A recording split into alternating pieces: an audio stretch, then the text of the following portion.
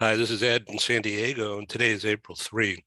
Our very special guest today will be with us in a few minutes. His name is Paul Falcone, and many of you know him as a very senior HR leader for many years here in Southern California. Paul Falcone has been an executive at the highest levels within the entertainment industry, and we'll hear more about that from him. I just want to read a couple of things as a prep. HR is a balance between what the business needs and what the employees needs. How you bring those two pieces together will determine the solutions that you're able to enjoy. Excuse me. Well, Paul Falcone, workplace leadership consulting, I'm going to read this. He writes that today's workforce is challenged by burnout, overwhelmed by workload, and feeling like they're somehow treading water career-wise. Maybe that's one of the reasons for the Great Resignation. But what about the layoffs? What do you think about that? Is that retaliation? Pruning the workforce? Bringing people back to the office? Maybe, maybe not. We'll discuss it with Paul Falcone. He says that's why strengthening the muscle of your organization's frontline operational leadership team is now more critical than ever. Paul's focus lies in re-engaging your management teams, honing their leadership and communication skills, and helping your managers become leaders, people who motivate and inspire people, coach, engage their teams to reach higher levels of achievement and productivity. Do you know managers who do that? Paul Falcone likewise teaches leaders how to minimize and insulate the organization from unnecessary liability. Paul Falcone is a renowned expert on effective hiring, performance management, and leadership development, specializing in helping companies build higher performing leadership teams. Paul has spent the last 3 decades in HR executive roles at the following organizations. I'm sure you're familiar with them: Nickelodeon, Paramount Pictures, NBC Universal, Time Warner, but also the City of Hope Cancer Center Hospital. City of Hope is a major medical institution and charity in the LA area. Paul Falcone is also a best-selling HarperCollins leadership author. Really, 15 books and a 16th coming out this fall. He'll talk about that in just a few minutes. He's also a long-term speaker and contributing author to SHRM and other HR institutions.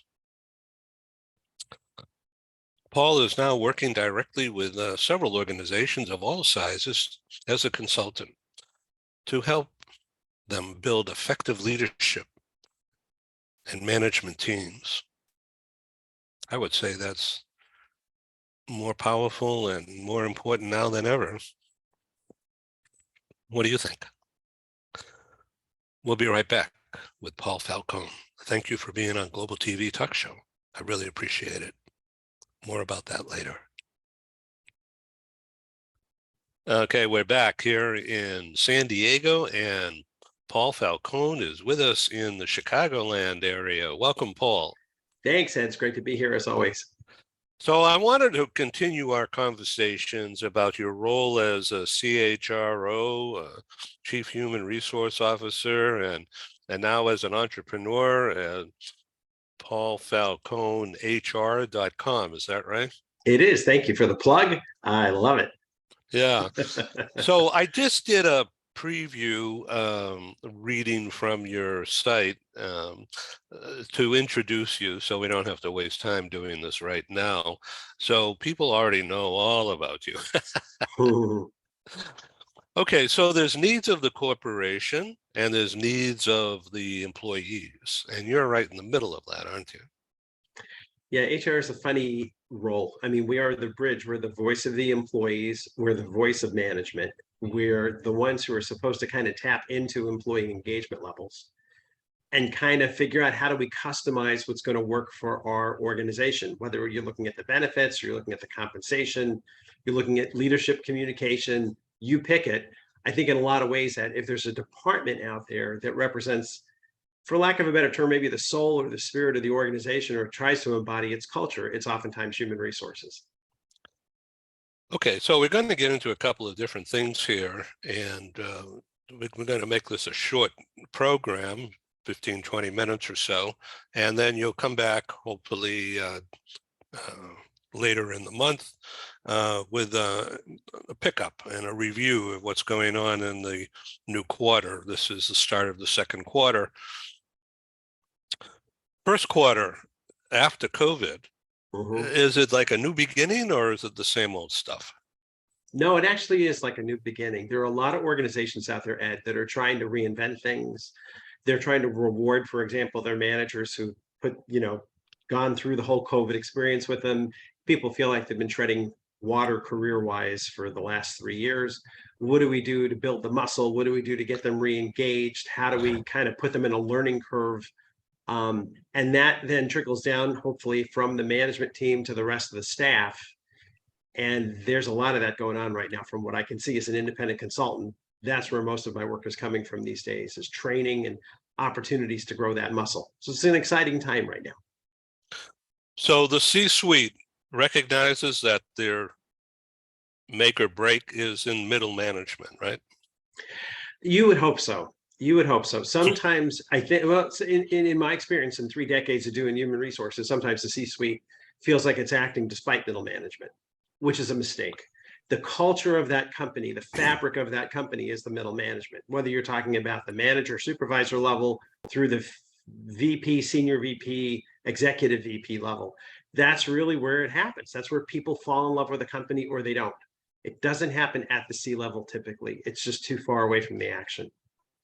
And, you know, because people love the idea of the company, maybe they like the culture, but they can't stand their direct supervisor, right? The direct leader, and they wish that they would disappear. Well, one of the things when you hit the nail on the head, this idea that when people fall in love with their boss, they fall in love with their company. But the main reason they'll leave an organization is because of the lack of a relationship, whether it's lack of trust or lack of respect or just however, not enough recognition or appreciation, not enough communication. That's really where it breaks down. And I think that smart companies are realizing before you can roll out training to your staff, you've got to start with the managers and get them on board. Otherwise, you end up doing training to the staff and the people come up to you afterwards and say, well, you know, Paul, that sounds great. But would someone please tell my manager? Because he or she doesn't do that. So it's got to start at the management level, Ed, and then move its way down. But I think we're at that place right now where companies want to talk about higher accountability and higher performance expectations. Also realizing that people are resume builders and they're LinkedIn builders. And what can we do to help you now to build on those skills that you already have, some of which may have atrophied and some of which may be stronger now because remote work and hybrid work has forced people to become better communicators and better relationship builders. But yes, it's a time to reassess and restart the relationship. So we're at a good point right now, I think. So we've had we've had the great resignation. And now we're getting the great layoffs. Is that retribution? No. Oh, it's just pruning, right?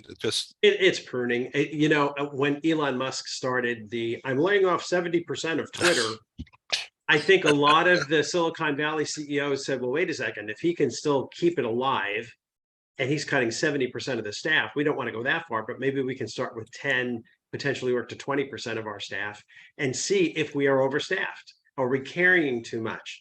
That then spreads, that contagion, so to speak, spreads from Silicon Valley to the rest of the country. Oftentimes things do start in California. It tends to be trendy that way.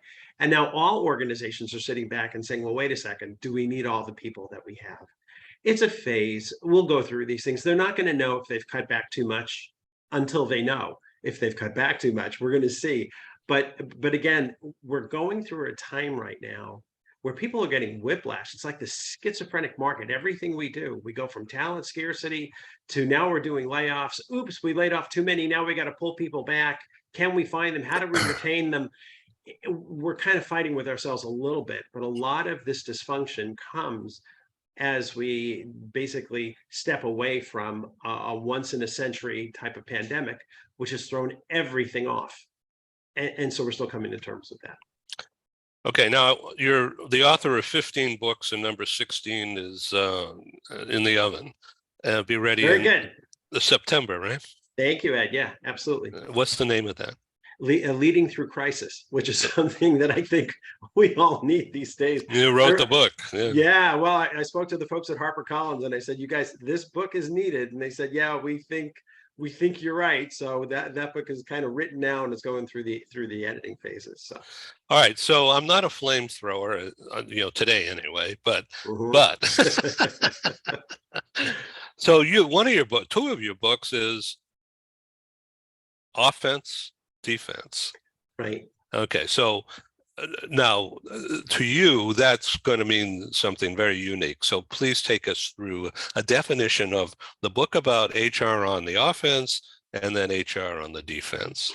Yeah, thanks, Ed. And again, it's not even HR, it's leadership in general. I've always written for the general management audience.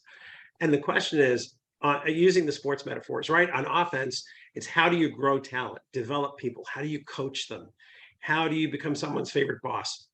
Excuse me. On the defense side, it's how do you hold people accountable? How do you hold tough conversations? How do you document things if something needs to move to termination? You need both the carrot and the stick. You can't just motivate everyone all the time and think you're going to have full success, but you certainly don't want to become known as a punitive manager who, as the expression says, if the only thing you have is a hammer, everything starts to look like a nail. And there are managers out there who just write up everybody all the time, and they're just using the stick and not the carrot. You have to know how to use both. Hopefully you end up with 80% carrot and 20% stick, but you can't say, I don't want a stick. You have to know how to do that piece of it too. So that's theory here, just theory. You can't stand that person down the hall there, and you want to get rid of them, but you don't want to get sued. So you're going to be offense and then at the same time defense. So is there, in your experience, how does the following idea work? You, rather than firing them as of 5 p.m., you put them in a new position where they're going to get upset and they're going to leave. And you avoid the... Yeah, and the funny thing, they're calling it quiet firing now. Everything is quiet, right? Quiet quitting, quiet layoffs, quiet firing.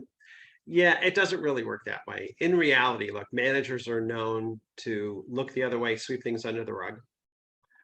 You know that when you see people in an organization that have, for the most part, very difficult behaviors and conduct, and they're like, how has this person survived here 20 years? And it's because managers historically keep passing the torch, and all of a sudden you're the manager who inherits this person, and you're like, yikes. But you can't really say, well, I'm just going to make their lives so miserable they're going to leave. There's a legal concept known as constructive discharge, which is the same as wrongful discharge in terms of the remedies, how they can sue you. But basically, constructive discharge says, yeah, the person left on their own, but any reasonable person would have left because the manager made the circumstances so intolerable. So I wouldn't rather recommend someone trying to do that out of sight, out of mind, give them a fake job, and then eliminate that fake job. First of all, it strips people of their dignity. That's not the kind of employer you want to be. But more importantly, yeah, someone's got to grab the bull by the horns. This person maybe has been transferred or hung around for 5 different generations of managers. When the person who receives that person or moves into a new department, you've got to handle that. You can't make them go away, sweep them under the rug. It doesn't work that way. Even if you didn't get bitten legally, that's not the kind of culture you want to have, and it's not the kind of reputation you want to have as a leader. So I'd highly recommend against any kind of gamesmanship that way to try and incentivize people to leave on their own. So let's be positive for a moment here and help me define for our audience out there, and for me, the difference between coaching and mentoring. Yeah, it would, the terms are usually used together. It's not, I don't want to make too much of a difference. When you're a coach, basically, a lot of times you're the coach who's managing an employee. You're helping the employee find his or her way, find their own traction to get something done. When you're a mentor, it's a little different. Sometimes you find it's an outside third party. It might be a senior vice president from another department who's willing to help up and comers in other areas with their professional development. So it depends. If it's the immediate supervisor, I typically refer to it as coaching. If it's someone outside of that immediate relationship that's helping someone, it's a little bit more like mentoring, but there's usually not that formal supervisory connection. But again, I don't differentiate too much on that, Ed, because the spirit is the same. It's trying to help people find their way and having them benefit from your experience to coach them and guide them and be that source to help them grow. Would you discover what needs to be done in terms of mentoring coaching with a direct report through Zoom, or would you want to do it in person? No, you could do it via Zoom. I mean, in general, these kinds of discussions are better to have in person. We know that. But we also know that it's like if you're not working on site for whatever reason and you're working remotely, you can't take that as an approval not to have the conversations. So what I've always recommended as a rhythm is for managers to make space to meet with their direct reports once a quarter. Put the burden on the subordinate, put the burden on the employee to set the time on the calendar, put the burden on the employee to build the content for what person wants to talk about. But that puts you as the manager in the role of a coach and a mentor. Book 30 minutes on the calendar, probably won't even take 20 minutes. But find out how they're doing towards their goals. Find out if they want to do any kind of education, credentialing, certifications, whatever it happens to be. Find out if what they're doing in their job matches where their personal interests are. Do they want more organizational exposure? What can you do to help them in terms of building that muscle? And the funny thing is, when you look at the millennials and the Gen Z, the 45 and under and the 25 and under, basically, one of the top 5 things that they want, Ed, over and over again, is they want career and professional development. All you have to do is make the space for them to develop themselves. That's all you need to do. And then you can say, yeah, and we've got tuition reimbursement. Let me help you with that. Or if you think you'd like to rotate just for a half day in another part of the company to mirror someone else, to see if you like doing what they do, I'll set that up for you. But boy, that's a wonderful things, thing. That's really, I wish I had you for a boss many years ago. Good. Well, what can I say? Yeah. But the funny thing, Ed, is it's kind of commonsensical. It's forsensical. Yeah. This isn't radical. Just be there for them, right? When people say, Paul, I'm an insurance adjuster and I do personal lines. I'd love to see what it's like on commercial, or I'd love to sit in underwriting and understand what they do. Or I've got a trip coming up to the corporate office and I'd like to meet somebody. You can facilitate those things, but you won't know unless you ask. You've just got to make the space for people to say, are you able to do your best work every day with peace of mind? That simple question, are you able to do your best work every day? You will be surprised what you hear. And people will come back with you with things and you might say, wow, I really didn't know that. I'm glad I happened to ask. But just taking that time, that's what it means to be a great boss. It means listening to your people. The respect is given, right? It's there. And now you're there to help them get what they want, which ultimately will make them better performers and make you look better and be better for the organization. Well, thanks for this flash bang Flash. conversation. That's right. That's right. And so let's go back to your new book. Okay. And it's what, a couple of 100 pages. So that means what, 20 chapters or something. So how do you fill that up with stuff that people already think they know about what happened? Oh, on the crisis stuff? Yeah. Yeah, well, people kind of know, but here's the thought. The bottom line to all this, Ed, is look, part of it says you don't need any books. You can figure this out on your own. But when you look at the number of leadership books out there and management and all these other kinds of things, communication, why do they have them? So that someone like me, who's had 3 decades of experience, can instill the high points so that you can benefit from that and you don't have to go through everything by learning it yourself the hard way. That's all it is. So when you look at the way I the way I set up this book was there's individual crises, there's departmental crises, and there's company crises. And the company crises include global crises. It's like, how do we deal with these things when they come our way? And you need to know how to do that. You want to be able to shortcut it. And so a lot of my books have numbers in the title. This one doesn't, but a lot of my books do. And it's like, you don't have to read from page 1 to page 242 to figure out what's going on. Just get me to what I need. This book is kind of structured the same way. It's like, well, oh wait, they're organizing my company. I think my employees are talking with a union. This has nothing to do with whether you agree with unions, but management doesn't want a union. So if you get that comes your way, quick, what do we do? Those kinds of things. It's like, you can take employees through the way I've set it up.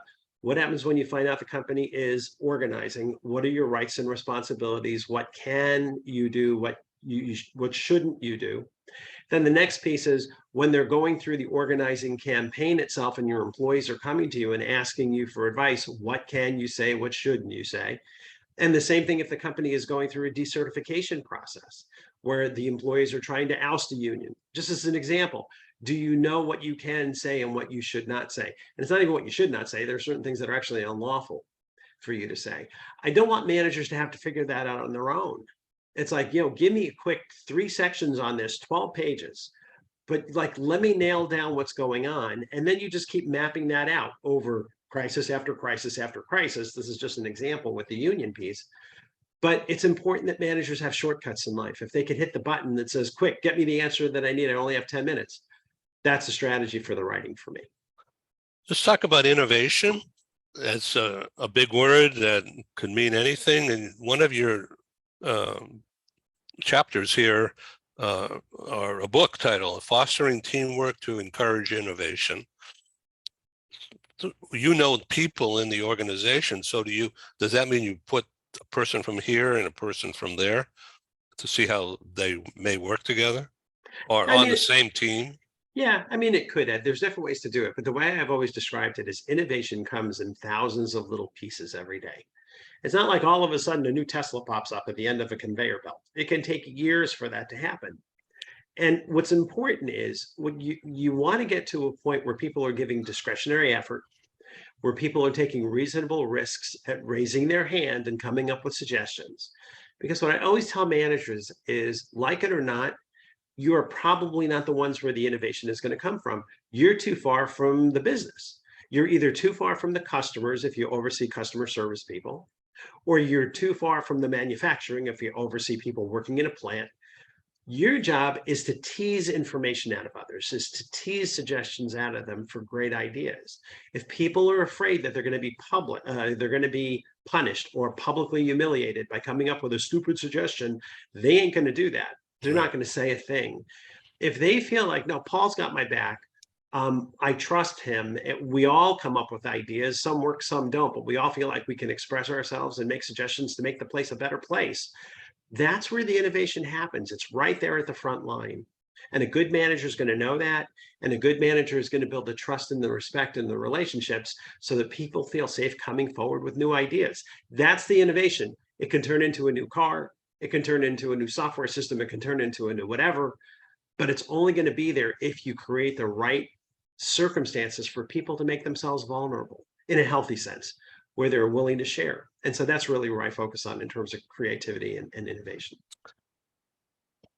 Paul Falcone can be reached on LinkedIn, and it's paulfalconehr.com. That is it. You got it memorized, Dad. I love it. Get it all there. I'm trying to be a happy TV talk show host. You always are. You always are. I love coming on your show. Thank you. And come back again, please. I will. Thank you. I thank you for everything. Paul Falcone. Have a good day. You too. Talk soon. Bye-bye. Thank you. Bye. Thanks.